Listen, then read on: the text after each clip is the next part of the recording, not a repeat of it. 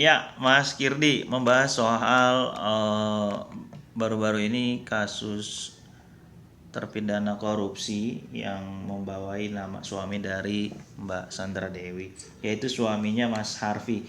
Bagaimana Mas, mungkin dari video yang sudah ramai di media sosial, ada ekspresi apa yang terlihat dari Mas Harvey ketika menggunakan rompi tahanan yang Mas Kirdi lihat? Saya nggak melihat ada sebuah ekspresi yang apa ya, istilah extraordinary ya, luar biasa gitu. Misalnya apakah dia takut, apakah dia marah. Yang jelas nggak bukannya senang ya, tapi yang jelas tidak ada ekspresi tadi, tidak ada ekspresi takut secara ekstrim atau marah secara ekstrim atau sedih gitu, nggak ada.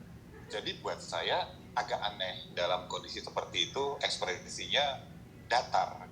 Jadi pertanyaannya, punya kartu apa nih yang akan dimainin nanti yang kita semua belum tahu.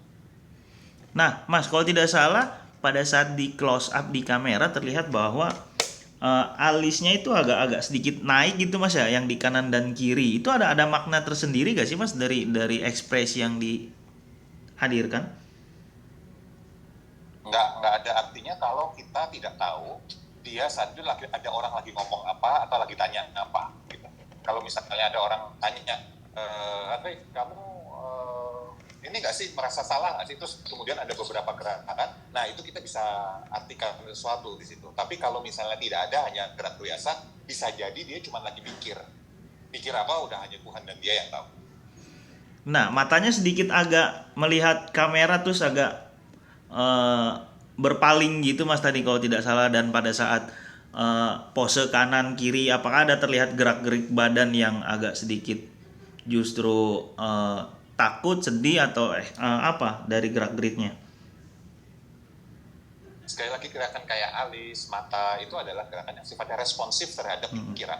Jadi kalau misalnya dia berpikir tentang suatu hal dan kemudian ada respon dari apakah alis, apakah mata gitu, kita hanya bisa tahu kalau ada orang nanya saat itu atau orang ngomong dengan statement terus kemudian dia melakukan beberapa gerakan. Itu kita bisa tahu tuh, kemungkinan dia merasa nyaman, nggak nyaman, takut segala macam, bisa. Tapi kalau kita nggak tahu atau nggak ada respon dari luar, external trigger gitu ya, kita nggak akan pernah tahu dia merasa apa, ya, berpikir apa. Kalau ada orang yang bisa bilang tahu, mungkin orang itu punya kemampuan telepatik gitu yang bisa tahu pikiran orang. Tapi selain itu, kalau kita membaca ekspresi, nggak bisa sebetulnya untuk tahu itu.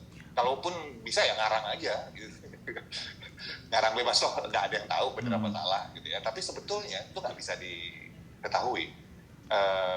Bisa saja misalnya dia ngeliat kamera, dia hanya melirik ke kamera gini terus kemudian ngelihat ke arah lurus lagi, ya bisa aja itu. Tapi yang jelas bahwa dia tidak berekspresi itu buat saya aneh, dan keanehan itu kemudian memunculkan sebuah asumsi atau pemikiran, kira-kira dia masih punya kartu apa yang disembunyiin nih, kartu apa yang bisa membuat dia tanda petik lolos, atau kartu apa yang membuat tanda petik membuat dia masih nyaman walaupun tidak masuk, itu istilahnya.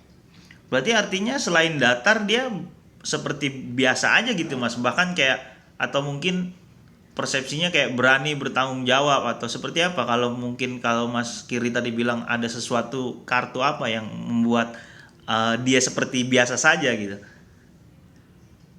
Biasa saja dan berani bertanggung jawab itu dua hal yang berbeda. Berani bertanggung jawab artinya dia merasa salah. Rasa salah akan muncul sebuah ekspresi.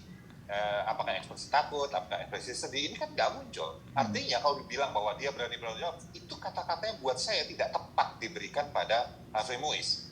Gitu. Lebih tepatnya adalah hanya datar aja. Gitu. Itu tidak berimpact atau berefek apapun ke dia. Karena satu hal, nah satu halnya saya nggak tahu. Kalau misalnya saya omongin apapun, itu jadinya ngarang bebas. Tetapi yang jelas, ini orang masih punya kartu as. Yang kartu asnya itu apa, kita nggak tahu bersama-sama. Gitu ya. Cuman pertanyaan saya, bisakah diusut benar-benar tuntas gitu? Dan para aparat penegak hukum dari kepolisian, jaksa, hakim, dan sebagainya, menunjukkan bahwa azas keadilan di Indonesia ini masih bisa dipercaya. Kan biasanya banyak yang bilang bahwa hukum itu tajam ke bawah, tumpul ke atas, atau yang punya duit. Nah, bisa dibuktikan bahwa itu tidak seperti itu, nggak? Jangan asal ngomong doang. Cuman bilang apa enggak tapi ya nggak ada buktinya gitu. Audio Jungle.